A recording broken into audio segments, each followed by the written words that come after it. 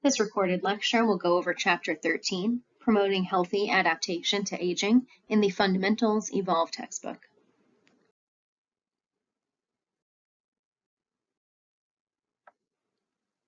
Aging is the continual process of biologic, cognitive, and psychosocial change. Older adults are not all alike. Some are active, busy, and healthy. Others are inactive because of illness and may be dependent on others. It is your perception of aging that will influence your definition of being old. Most people do not mind growing older, especially if they're relatively healthy. Myths about older adults can be found on page 177 in box 13.1.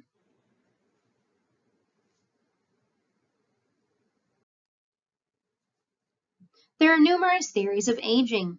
Some gerontologists, who are specialists in the study of aging people, claim that aging is primarily determined by genetics, whereas others are certain that environment and lifestyle play important roles. These factors seem to interact with other things to determine how long a person will live. Biologic theories are theories based on cellular function and body physiology.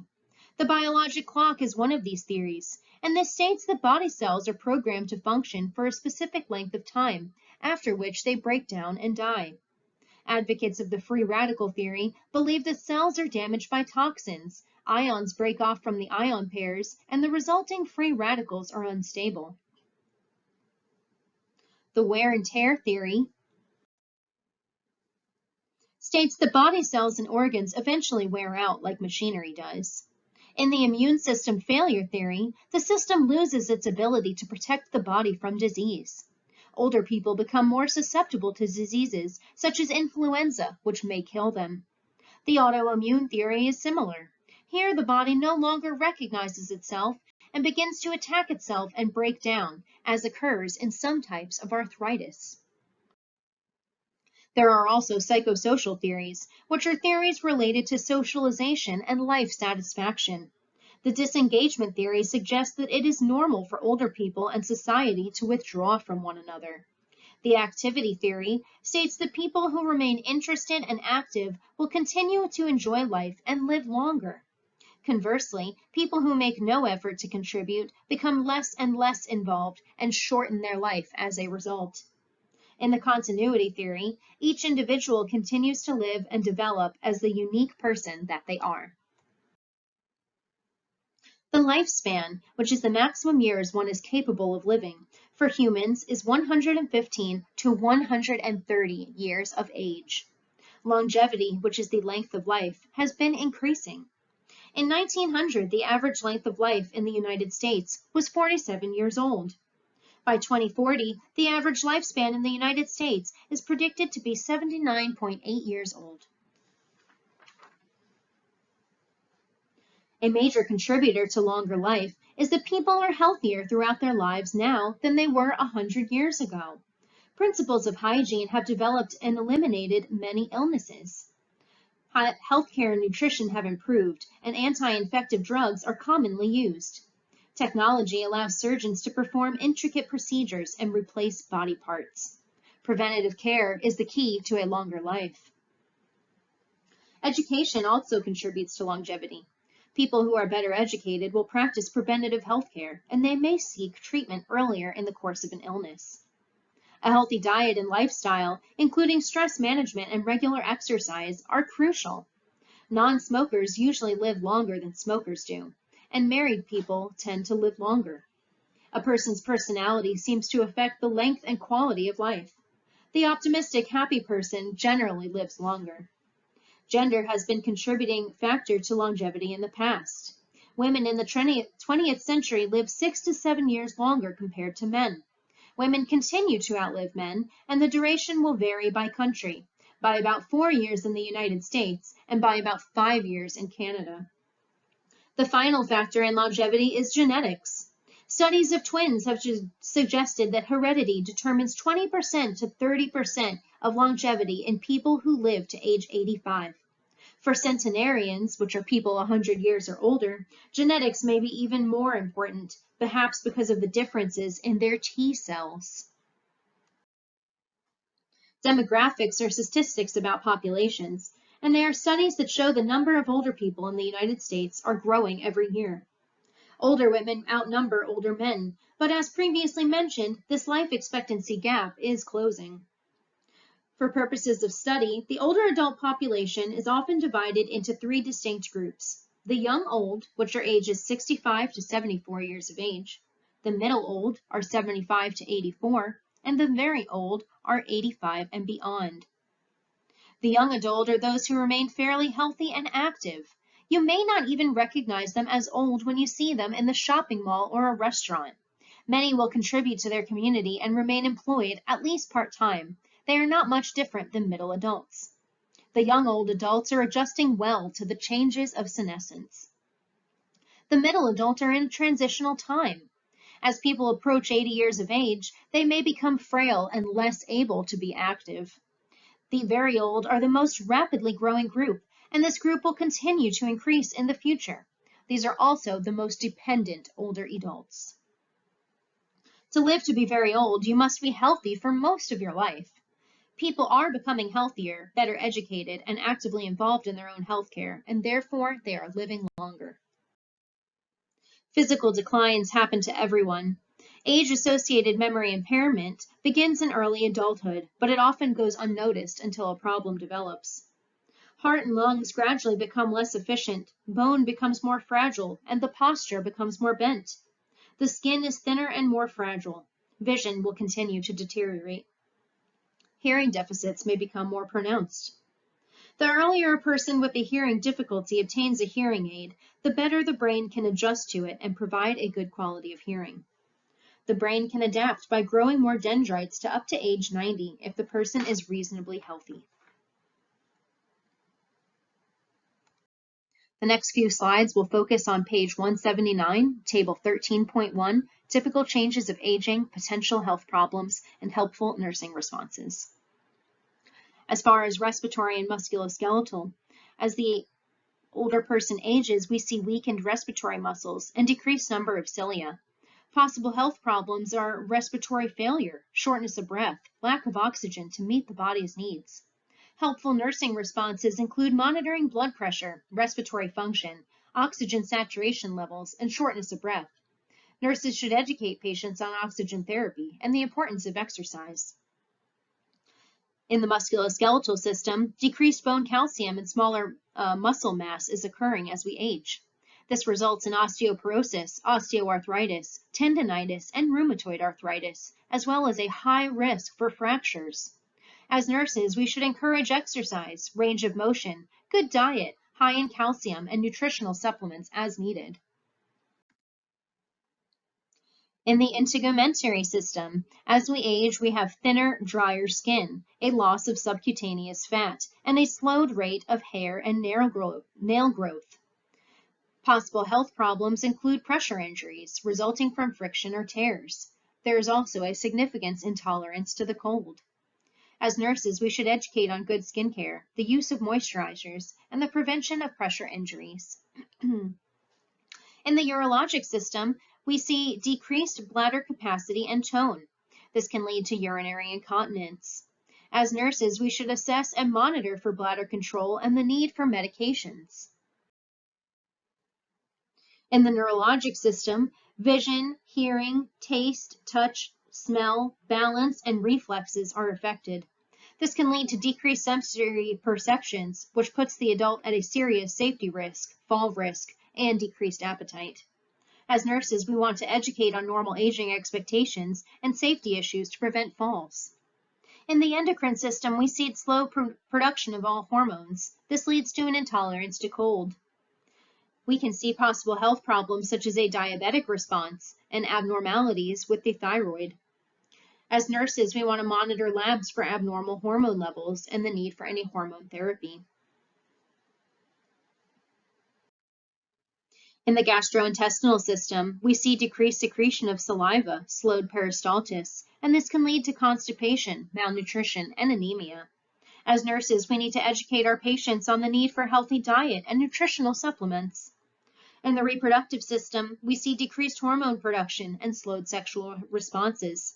This can lead to menopause, andropause, infertility, decreased libido, and sexual dysfunction. As nurses, we need to monitor labs and symptoms and determine the need for any hormone therapy or other medications. Most people over the age of 75 have at least one chronic health problem. Hypertension is the most common problem, affecting more than half of older adults, followed by arthritis and health disease. The leading causes of death in older adults are heart disease, cancer, chronic lower respiratory disease, stroke, Alzheimer's disease, diabetes, and influenza and pneumonia. Older people are often concerned about falling, especially about breaking a hip and being dependent on others. Mental health in the older adults can be difficult to evaluate. A thorough examination should be done in order to make an accurate diagnosis. It is estimated that more than 1 million older adults experience depression, and suicide attempts are more likely to be completed by the older adult than by younger adults, especially when the person attempting suicide is a man. Depression is a risk factor and possibly an early sign of dementia. Confusion, memory loss, and disordered thinking are early signs of dementia. The most common form of dementia, which is Alzheimer's disease, affects about 10% of the people over the age of 65. Eating a healthy diet can help delay physical aging. Eating is a social experience for many, so encourage the older adult to find opportunities to share meals with others. Physical activity also postpones many effects of aging. Daily activity, whether walking, biking, or swimming, keeps the body functioning. Benefits from weight training include reduced risk of osteoporosis, hypertension, and diabetes, and increased ability to perform activities of daily living. Another positive behavior is having regular physical examinations to monitor for chronic conditions and screen for any new problems. Older adults may need encouragement to participate in their own healthcare management. Include a physical therapy referral when appropriate. Some adults may need guidance in taking their prescription medications correctly.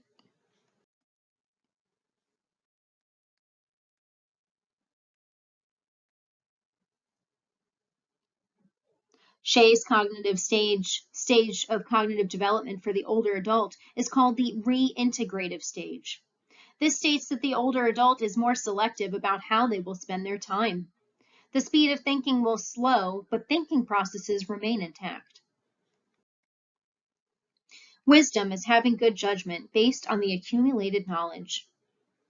Younger people can benefit by listening to the advice of older people.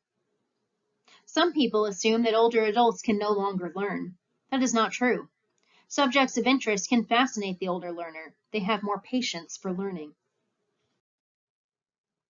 Some older adults have problems remembering recent events. This is short-term memory loss. Memory aids such as making lists or notes on a calendar can help keep life orderly. People experiencing memory changes in their family members should not just assume that such changes are inevitable. The older adult should be evaluated for nutritional status, hypertension, arterial health, endocrine disorders, and specific neurologic problems.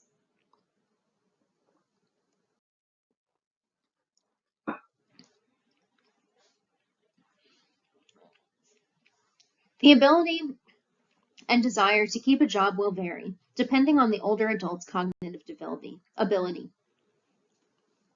Some people are eager to leave a regular job and might retire in their 50s or early 60s. Some continue to work because they need the income or desire the social outlet.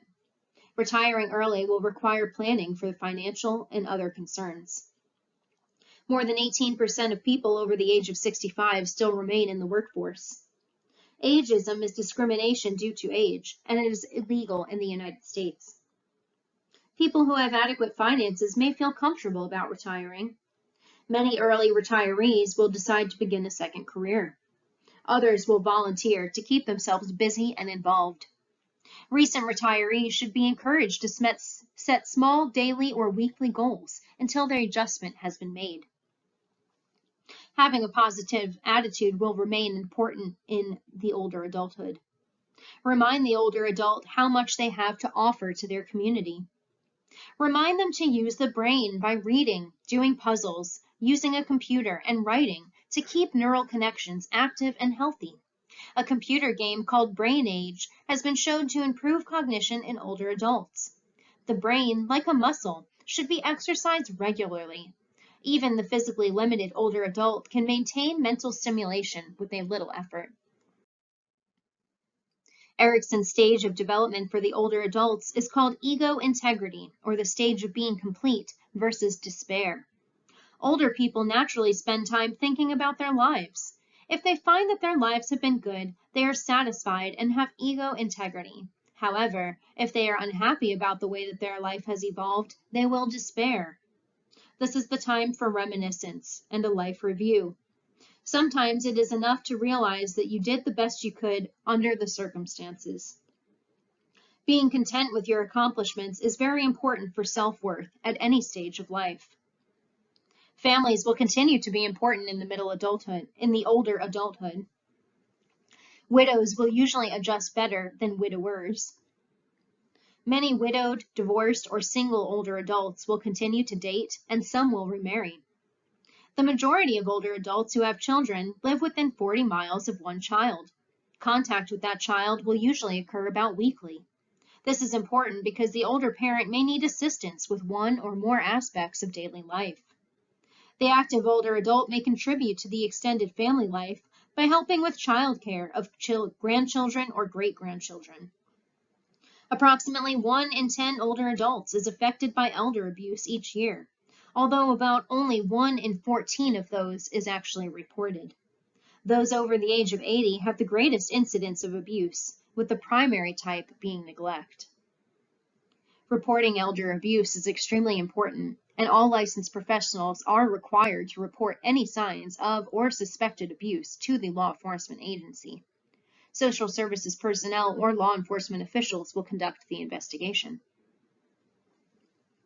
Older adults need to feel needed, and this will contribute to their self-concept and emotional health. Older adults experience a gradual loss of their peer group as their friends and siblings die. They continue to need support from their family and community. Those who have cultivated friendships with younger people tend to fare best. Many older adults prefer to live in their own homes for as long as they are physically able. A recent trend in living arrangements is an increase in the number of multi-generational households where a grandparent and another generation live under the same roof. Older adults have several psychosocial challenges to face. They need to accept and adjust to a changing body. Family roles change, especially if one spouse becomes ill or dependent on the other or dies. There are changes in the use of time because of retirement. Finally, older adults have to face their own mortality. Those who face the future with a hopeful, positive attitude will cope better with aging. Older adults should be encouraged to make a living will and designate somebody to make healthcare decisions for them in the case that they cannot. Completing a durable power of attorney for financial arrangements is recommended. Older adults with children should involve them in this planning. It is not easy for adult children to admit that a parent needs their help. Sometimes the nurse can help stimulate a conversation about the future and offer resources for the family. Experts recommend that adult children keep communication lines open with their parents. The parent may need encouragement to discuss alternative living arrangements or other needed changes.